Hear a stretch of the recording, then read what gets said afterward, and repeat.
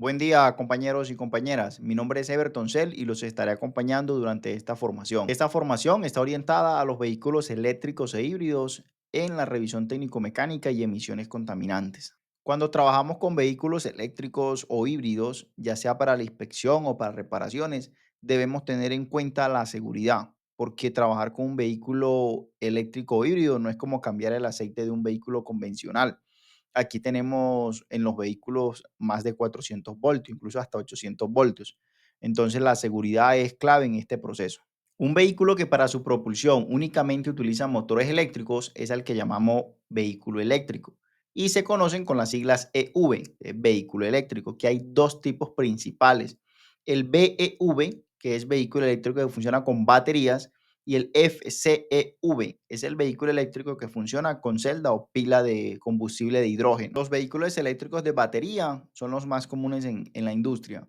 Estos utilizan una o más baterías para acumular la energía y mover los motores eléctricos y así propulsar el vehículo. Y estos se recargan únicamente por una fuente externa. Teniendo en cuenta que un vehículo 100% eléctrico no tiene un motor de combustión que genere el vacío, y el booster o bomba de vacío que apoya el sistema de frenos convencional, sabemos que se apoya con el vacío que genera el motor de combustión. Entonces nos preguntamos, ¿qué apoyo, ayuda o refuerzo tiene un motor 100% eléctrico si no cuenta con este vacío? Entendiendo que la traducción de booster es refuerzo o ayuda de alguna forma, la respuesta es sí, sí tiene una ayuda. También se le pudiera llamar booster, algunos le llaman booster electrónico, que es simplemente una bomba de vacío electrónica que genera el vacío que antes o en un vehículo convencional lo generaría el motor de combustión. O un motor eléctrico que jala un eje y ayuda a mover el diafragma del bóster convencional, o ya no existe el bóster convencional en sí, solo un eje que jala, que es jalado por un motor eléctrico y se le llama bóster electrónico, porque realmente bóster es refuerzo o ayuda.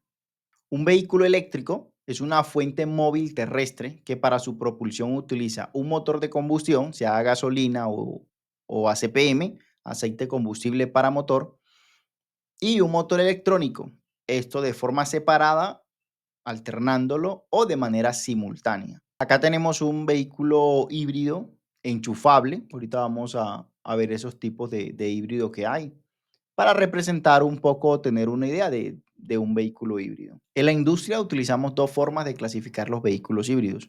Uno por la cantidad de hibridación y el voltaje que tienen. Y la otra es por la arquitectura del tren motriz, que vamos a ir viéndolo de manera detallada. Tipos de vehículos híbridos según el voltaje o la proporción en la que el motor eléctrico ayude a la propulsión o movimiento del vehículo.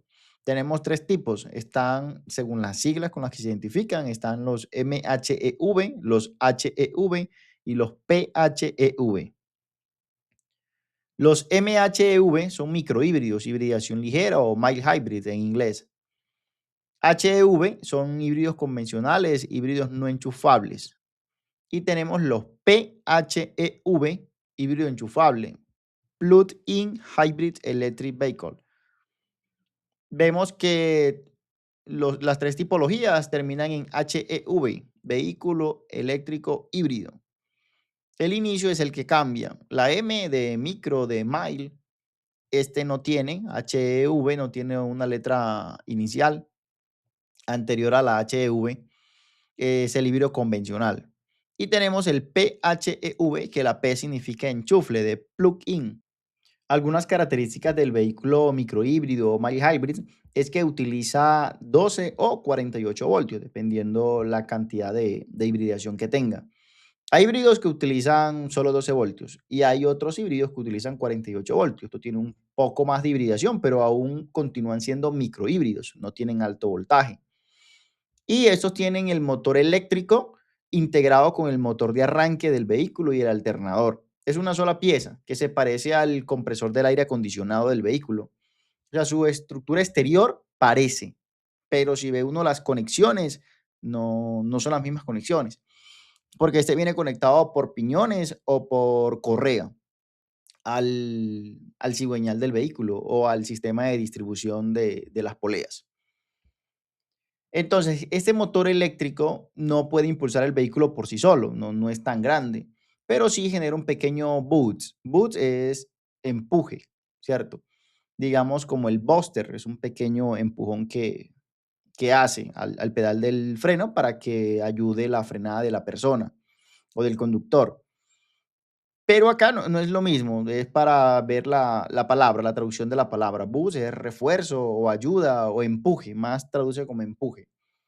Entonces, este motor, cuando el vehículo va a arrancar de cero, velocidad cero a la velocidad que arranque, él empuja también. Entonces, el motor de combustión tiene que esforzarse menos, por lo tanto, contamina menos en la arrancada. Ahí apoya el sistema Start-Stop. Y este motor, este sistema de regeneración, se recarga por la energía de la desaceleración que recarga la batería por frenada regenerativa. Hay que tener en cuenta que cuando hablamos de frenada regenerativa, eso no está en los frenos realmente. O sea, uno va a las llantas y viene en el sistema de frenos y no se ve. En algunas ocasiones se confunde el motor eléctrico que hay en los frenos traseros cuando el vehículo tiene freno de emergencia o de estacionamiento electrónico. Pero no es así. Generalmente, el freno regenerativo es conectado al cigüeñal. El motor eléctrico se conecta al cigüeñal por polea o por piñones, que es este mismo alternador y motor de arranque integrado. Entonces, cuando uno frena, él sigue girando por la fuerza del motor, por la inercia que queda, y va recargando la batería. En el híbrido convencional, el motor eléctrico sí puede empujar por sí solo al vehículo sobre o en condiciones específicas. Digamos, durante la arrancada, el motor eléctrico es quien empuja el vehículo. Hay que tener en cuenta que estos vehículos tienen formas de desactivarle el modo híbrido y colocarlos únicamente en modo eléctrico o en modo combustión. Pero vamos a hablar ahorita solo de modo híbrido. Entonces, cuando yo arranco, voy a bajas velocidades, este va solo en modo eléctrico. Cuando paso de ciertas revoluciones o de cierta velocidad, el vehículo se pasa a modo combustión automáticamente. Y así va alternando. Cuando de pronto hay un trancón o un taco que dicen algunas ciudades, uno va en modo eléctrico. A menos que la batería esté descargada y se enciende el modo de combustión y anda uno en modo combustión mientras se recarga la batería y ya se devuelve el modo eléctrico. Y va alternando de acuerdo a las velocidades. Cuando uno necesita más potencia, también este motor eléctrico puede generar ese pequeño boost, ese pequeño empujón.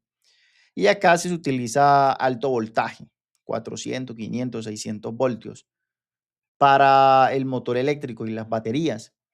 La diferencia de este híbrido convencional con el enchufable son esas dos. Una, que no es enchufable, y dos, que la batería es más pequeña que el otro. Y al igual que en los tres tipos de híbridos, aprovechan la frenada regenerativa.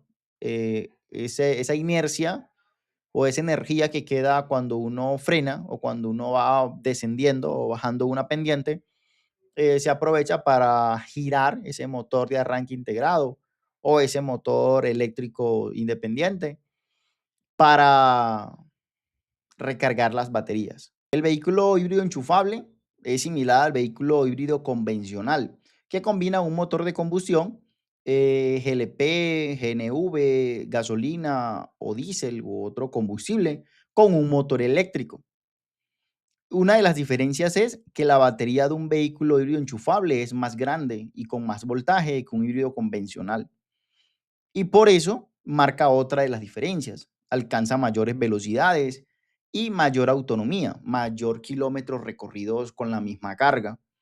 Estos también tienen freno regenerativo que ayuda a cargar la batería, solo que no es suficiente para el uso que se le da, o sea, que se cargue la batería únicamente con el regenerativo. Como es más grande que un híbrido convencional, se apoya con el enchufe. La idea es que cada vez sea más fácil el enchufe, sea más universal.